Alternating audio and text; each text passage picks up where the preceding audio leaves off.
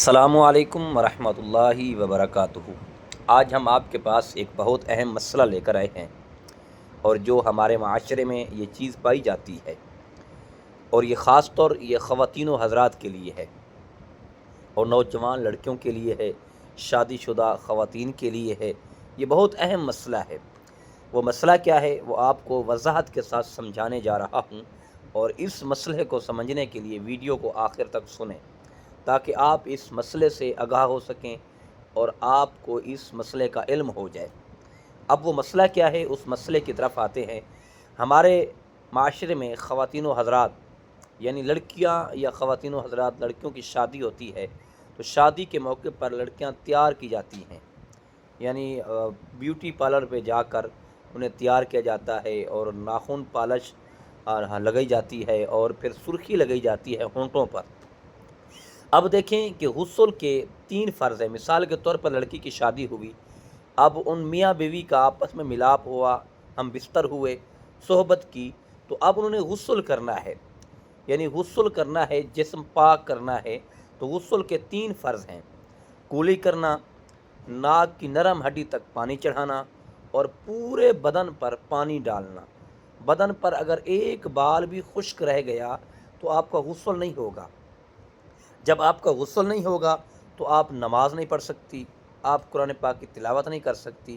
جب آپ ناپاکی کی صورت میں پاک کی تلاوت نہیں کر سکتی تو دیکھیں یہ ناپاکی کا علم کہاں تک جائے گا۔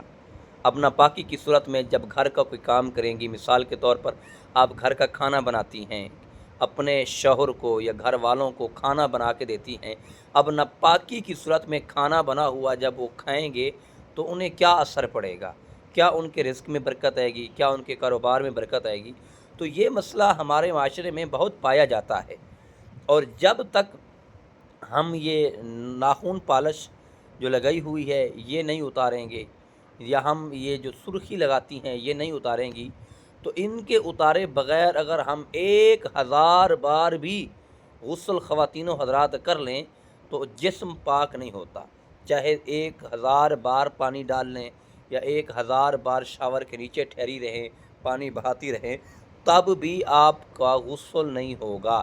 غسل تب ہوگا کہ جب آپ یہ ناخن پالش اتاریں گی، اور ناخن پالش ایسی ہوتی ہے کہ جب آپ ناخن پالش کرتی ہیں ناخن پر تو یہ اندر ناخن خشک رہ جاتے ہیں۔ یہ اس طرح کی ہوتی ہے کہ اندر ناخن خشک رہ جاتے ہیں، تو اس صورت میں، اور ہونٹ بھی جب سرخی لگاتی ہیں تو ہونٹوں کے اوپر پانی نہیں جاتا، یہ خشک رہ جاتے ہیں، تو اس صورت میں آپ کا غسل نہیں ہوگا۔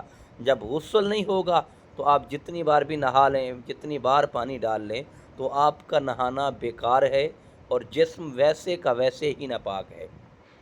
اور اس کا اثر کیا پڑتا ہے؟